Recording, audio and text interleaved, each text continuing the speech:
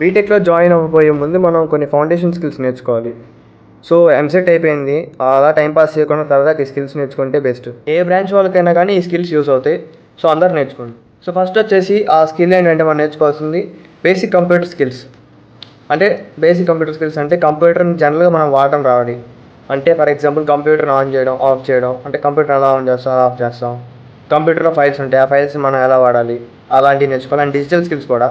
So, digital skills అంటే ఏం లేదు. గూగుల్ ఉంది. గూగుల్‌ని వాడుతున్నాం కదా! జనరల్‌గా అందరూ మన స్మార్ట్ ఫోన్ వాడే వాళ్ళందరికీ తెలుసు.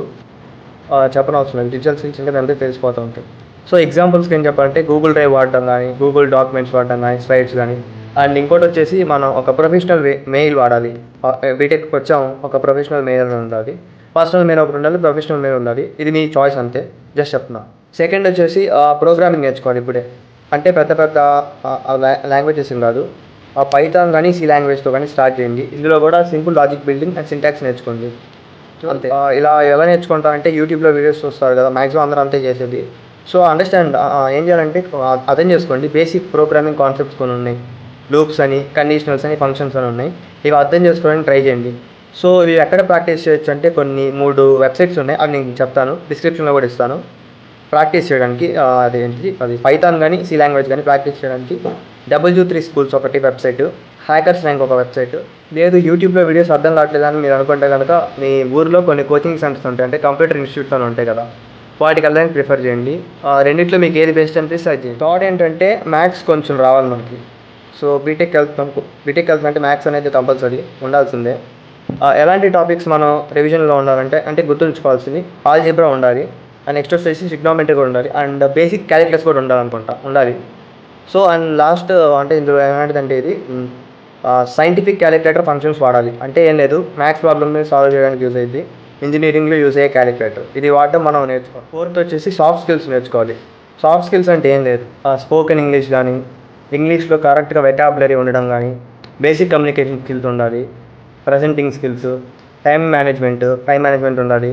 అండ్ నోట్ మేకింగ్ ఉండాలి. Note making technique or ability ఉండాలి మన దగ్గర. ఇవన్నీ మనం చేయాలి బీటెక్ వెళ్ళబోయే ముందు. అంటే ఇవన్నీ ఉంటేనే బెస్ట్ మనకు. ఫిఫ్త్ ఏంటంటే ఇప్పుడు నేను చెప్పేది అందరూ యూజ్ చేస్తారు. ఐ మీన్ అందరూ చదువుతారు. అందరికీ తెలిసింది చదువుతారు కాదు. అందరూ చేసేది. ఇంటర్నెట్‌లో రీసెర్చ్ చేయడం, ఆన్‌లైన్‌లో నేర్చుకోవడం. బేసికల్‌గా ఇంటర్నెట్‌లో మనకు తెలియనిదంతా మనం ఇంటర్నెట్‌లోనే కొట్టేది. అండ్ ఆన్‌లైన్‌లోనే కదా మనం యూట్యూబ్‌లోనే చూసి నేర్చుకుంటాం. లేదంటే వేరే వెబ్‌సైట్స్‌లో వచ్చి నేర్చుకుంటాం. సో, ఇంతే. అంటే ఇలా ఎలా చేయాలంటే గూగుల్‌లో కొంచెం ఇంకా ఎఫిషియెంట్‌గా మనం ఎలా చదవాలి. Note making from online lectures అంట. తెలిసిందే కదా! ఇందులో చెప్పడానికి ఏం లేదు ఇందులో. అందరికీ తెలుసు. ఈ సిక్స్త్ స్కిల్ వచ్చేసి మోస్ట్‌లీ ఈసీ వాళ్ళకి, ట్రిపుల్ ఈ వాళ్ళకి, మెకానికల్ వాళ్ళకి యూజ్ అవుతుంది.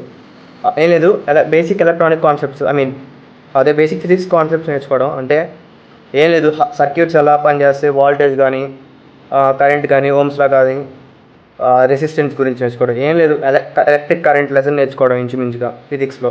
మీరు అదే మెకానికల్ కానీ, ట్రిపుల్ ఈ కానీ, ఈసీ కానీ తీసుకోవాలనుకుంటే. వేరే సీఎస్ఈ తీసుకునే వాళ్ళు కూడా మాకు ఫిజిక్స్ అంటే కొంచెం ఇంట్రెస్ట్‌గా ఉంటది అని అనుకుంటే మీరు కూడా చదవచ్చు. సో, మోస్ట్లీ వాళ్ళకైతే బెస్ట్. అంటే ఎందుకంటే వాళ్ళకి యూజ్ అవుతుంది అంతే. అందుకని. లాస్ట్ వన్ వచ్చేసి పర్సనలైజ్డ్ ఆర్గనైజేషన్ ఉండాలి. అంటే సింపుల్‌గా చెప్తాను ఏం లేదు. మనం చదువుకుందాం అనుకుంటున్నాం. అంటే మనకు మనంగానే ప్లాన్ చేసుకోవడం. ఆన్‌లైన్‌లో ప్లాన్ చేసుకోవడం. అంటే కొన్ని యాప్స్ లైక్ ఉన్నాయి.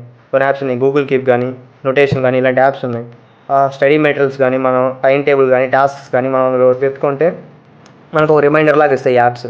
ఈ యాప్స్‌ని యూజ్ చేసుకొని మనం కొంచెం ఎఫిషియెంట్‌గా ఉండొచ్చు మనం చేసే వర్క్‌లో. సో, అందుకని ఈ యాప్స్‌ని మనం యూజ్ చేయడం బెస్ట్ అని నా ఒపీనియన్. ఆ యాప్స్ కుదిరితే లింక్స్ డిస్క్రిప్షన్‌లో ఇవ్వడానికి ట్రై చేస్తాను. ఆ యాప్స్ ప్రమోట్ ఏం చేయట్లేదు. జస్ట్ చెప్తున్నాను అంతే. సో, ఇవి నాకు తెలిసిన స్కిల్స్. నేను నేర్చుకుందాం అనుకుంటున్నయి. మీరు కూడా నేర్చుకోవాలనుకుంటున్నది మీకు చెప్తున్నాను. అంతే. Thank you.